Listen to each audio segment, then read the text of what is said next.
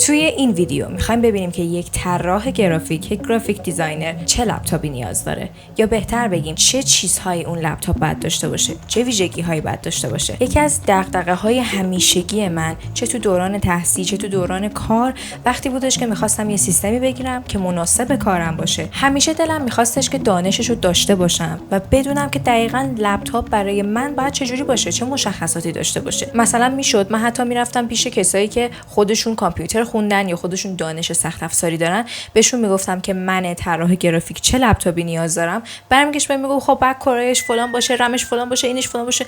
و من اینجوری بودم که راجع به چی داری حرف میزنی؟ به چه زبانی داری حرف میزنی؟ چی داری میگی؟ بریم که این ویدیو رو ببینیم. لپتاپی که ما نیاز داریم میخواد یه سری کارهای گرافیکی انجام بده. ما معمولا واسه کارمون ادوبی ایلاستریتور استفاده میکنیم، ادوبی فتوشاپ استفاده میکنیم، گاهی لایت روم استفاده میکنیم، یه وقتایی تدوین ویدیو و محتوا هم میکنیم، پس پریمیر هم استفاده میکنیم. پس لپتاپ ما یه سری نیازهای سخت افزاری داره، درسته؟ حالا میخوایم دونه دونه ببینیم که این نیازها چی هستن و ما دقیقاً چی نیاز داریم. اولین چیز CPU یا پردازنده. CPU مثل مغز لپتاپه، تمام محاسبات رو اون انجام میده. مثلا شما اگه یک پروژه سنگین داری کار میکنی یا نیاز داری که فایل های متعددی رو باز کنی، CPU باید قدرتش رو داشته باشه که همزمان بتونه اینا رو هندل کنه. پس باید CPU سریع باشه. مثال خیلی خیلی سادهش اینه که وقتی که ما مغزمون خسته است نمیتونیم چند تا مسئله ریاضی رو با هم حل کنیم، یا کند جواب میدیم یا اشتباه جواب میدیم. CPU کامپیوتر هم دقیقاً همینه. CPU ضعیف کم میاره. ضعیف. حداقل CPUی که باید لپتاپ تو داشته باشه یا باید کورای 5 باشه، اینتل نسل 10 یا بالاتر، یا باید AMD رایزن 5 باشه یا همون رایزن 5. مورد دوم، رم یا حافظه موقت. رم جاییه که کامپیوتر توش اطلاعات موقت رو نگه میداره که موقعی که میخواد بهش دسترسی داشته باشه. این حافظه کمک میکنه موقعی که تو داری پروژه انجام میدی، موقعی که داری طراحی انجام میدی، سیستمت هنگ نکنه. یه مثال خیلی ساده، داری طراحی انجام میدی و یهو نیاز به یه تصویر خاصی داری. مثلا من دارم یه پوستری برای کافه‌ای میزنم، نیاز به عکس قهوه دارم و نیاز دارم که برم توی گوگل و اون عکس رو دانلود بکنم. همزمان فایل من اون وسط باز هست و نمیخوام فتوشاپ رو ببندم که دوباره 2 ساعت بخواد بیاد بالا و نه اونقدر کارم طولانیه که بخوام مثلا بیخیال شم و کلا برنامه رو ببندم و برم یه عکس قهوه رو دانلود کنم دوباره از اول بیام پروژه رو انجام بدم. پس به یه رمی نیاز دارم که هم اگه بخوام یه چیزی دانلود بکنم، یه جایی یه فایلی بردارم، اونقدر اون حافظه رو داشته باشه که کار من رو جواب بده، بتونم یه عکس ساده دانلود بکنم. ولی اگه رم تو پایین باشه نمیتونی این کارو انجام بدی، مجبوری که فتوشاپ تو ببندی، بری عکس تو دانلود کنی، بعد دوباره فتوشاپ تو باز کنی. خیلی سخت میشه. برای همین رمت باید بالا باشه، هرچی بالاتر بهتر. مثال خیلی خیلی ساده ترش اینه که فرض کن تو یه میز کار داری، رم تو مثل میز کار توه. من هر چقدر میزم بزرگتر باشه خیلی بهتر میتونم کار بکنم، میتونم آبرنگمو بذارم اینور، کاغذمو بذارم اونور و هیچ وقت مجبور نشم که از این ور ورشون دارم از اون ور ورشون دارم. همه چی دم دستمه دیگه، درسته میزم خیلی گنده است، ولی وقتی که میزم کوچیکه مجبورم وسایلمو بذارم کف، بذارم بالا، از تو کمدم هی وردارم هی بذارم، چون فضای کارم کوچیکه. در واقع رم فضای کار توه. حداقل رمی که باید لپتاپ تو داشته باشه رم 16 گیگابایت، خیلی ایدئال و خوب 32 گیگابایته. البته من شنیدم که رم قابلیت ارتقا هم داره، یعنی تو میتونی سیستمتو بخری و بعداً رمش رو ارتقا بدی. رم 32 گیگابایت حتی برای تدوین ویدیوهای خیلی سنگین، پروژه‌های سنگین، گرافیک موشن‌های خیلی خیلی سنگین، اینا هم حتی مناسبه. مورد بعدی، GPU یا کارت گرافیک. GPU یه جورایی کمک CPUه، در واقع پردازش تصویر توه. تو وقتی داری روی یه پروژه کار میکنی، وقتی اون افکت ها ویدیوها دارن پلی میشن، دارن پردازش میشن، در واقع GPU داره کمک CPU میکنه. چقدر اسمشون شبیه GPU CPU. حالا خبر خوب اینه که GPU یا کارت گرافیک خیلی تو بحث گرافیک دیزاین مهم نیست. یعنی اگه خیلی به سمت تدوین داری میری، به سمت موشن گرافیک داری میری یا میخوای کارهای سنگین انیمیشن انجام بدی، GPU خیلی خیلی مهم میشه.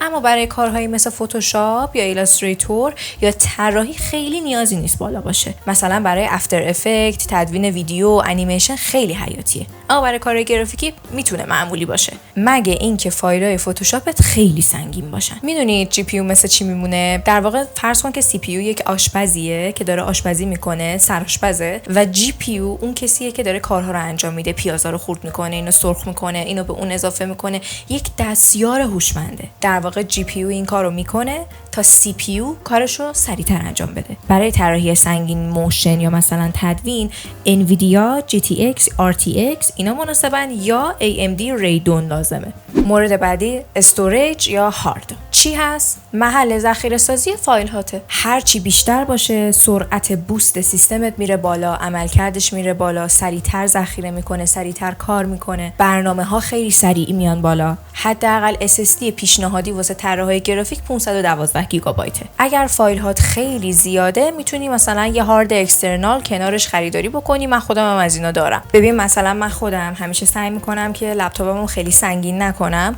یه دونه از این هاردای اکسترنال دارم.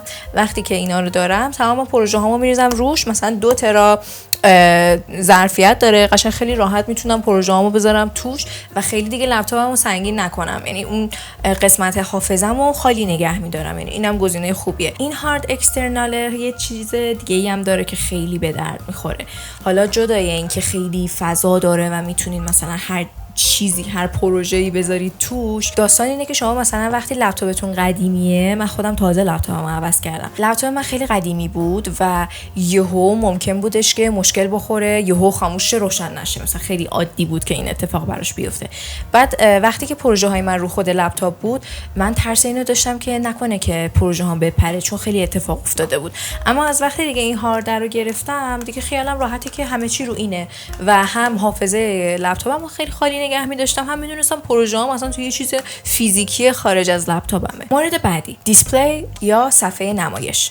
صفحه نمایش خب برای ما خیلی مهمه، چون ما گرافیستا علاوه بر این که کارهای گرافیکی انجام میدیم و خیلی مهمه که رنگ رو اونطور که هست توی سیستم ببینیم، چون قراره که ما بعداً خروجی بگیریم، ممکنه که فایل رو بفرستیم به چاپخونه، ممکنه مثلا یه فایلی باشه که پوستر بخواد بشه، بیلبورد بخواد بشه، قطعاً به یک چاپی خواهد رسید.